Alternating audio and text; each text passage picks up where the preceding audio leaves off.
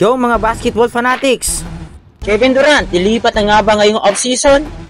Ayon kay ESPN's Brian Windhorst, sinubukan ng Phoenix Suns sa i-trade si Durant bago ang trade deadline at inaasahang tutuloy nila ito ngayong off-season. Narito ang ilang posibleng destinasyon ni Kevin Durant.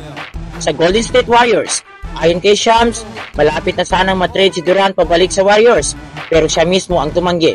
Paliwanag naman ni Kevin Durant, ayaw lang niya matrade sa kalagitnaan ng season at wala naman daw kinalaman sa Warriors o sa pagitan nila ni Draymond Green ang kanyang desisyon.